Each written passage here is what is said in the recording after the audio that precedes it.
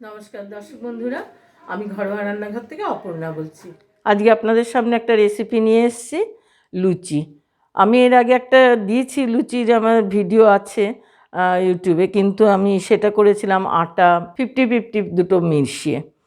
আর আজকে আমি পুরোপুরি ময়দা দিয়ে করছি। লুচি বাঙালির কেন সকলেরই খুব প্রিয়। অবাঙালিরা পুরি সবজি বলে, আমরা লুচি তরকারি বলি। এটা ছুটি ছাটার দিনে আমাদের খেতে সকলেরই খুব প্রিয়। আমি কিভাবে বানাচ্ছি সেটা দেখাই এবারে। আমি এতে 1 টিস্পুন লবণ দিলাম, 1 টেবিল স্পুন সুগার দিলাম। এবার 2 টেবিল স্পুন আমি মেজার করে নিয়ে এসেছি, এই তেলটা এর মধ্যে দিয়ে দিচ্ছি। এই সব ইনগ্রিডিয়েন্টসগুলো মিশিয়ে নিয়ে এটা আমি হাতে মাখবো না, আমার ফুড প্রসেসরে আমি মাখবো। তাতে মাখাটা খুব মোলায়েম হয়, সুন্দর সফট একটা ডো তৈরি হয়, বানানোর জন্য খুব সুবিধা হয়। হাতে ডলে ডলে মাখতে একটু সময়ও লাগে আর কষ্টও হয়, সেটাও ঠিক।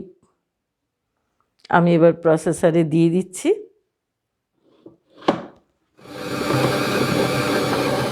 দর্শক বন্ধুরা, আমার ময়দাটা মাখা হয়ে গেছে, একটা নরম ডো তৈরি হয়েছে।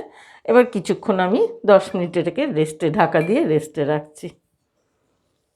10 মিনিট রেস্টের পরে এখন খুলেছি, খুব নরম হয়ে গেছে। এবার আমি এগুলো দিয়ে ছোট ছোট বল বানাবো।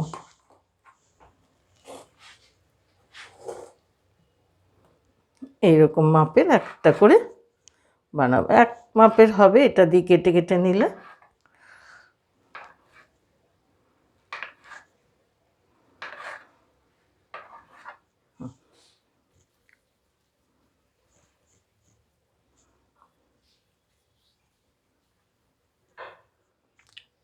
আমি কড়াইতে মাপ করে তেল দিয়ে দিয়েছি। ফ্ল্যাট কড়াইগুলোতে তেল দিলে একটু অসুবিধা লাগে, অনেক তেল লাগে। একটু ডুঙে কড়াই হলে তেলটা কম লাগে এবং ভাজাও সুবিধে হয়। কিন্তু এখনকার ননস্টিক কড়াইগুলো সবই ফ্ল্যাট। ঠিক আছে, আমি এখন এটা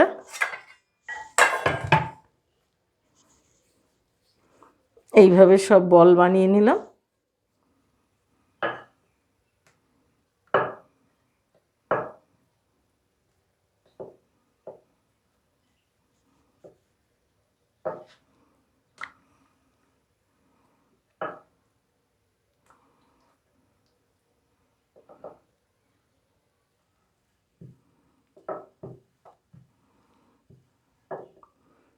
এইভাবে বেলে নিয়ে আমাকে তেলের মধ্যে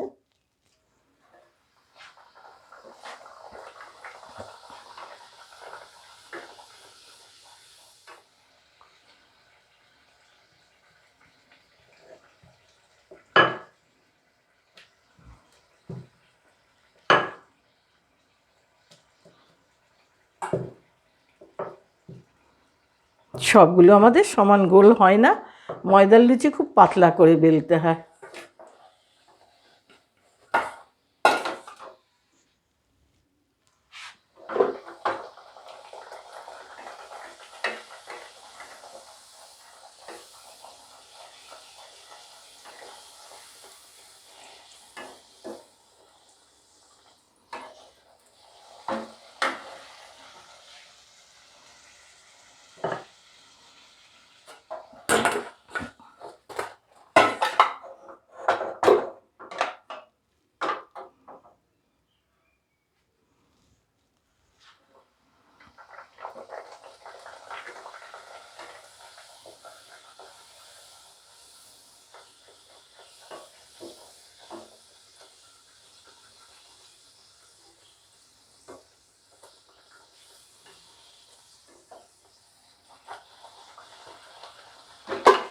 আমার ময়দার লুচিটা কমপ্লিট হয়ে গেছে।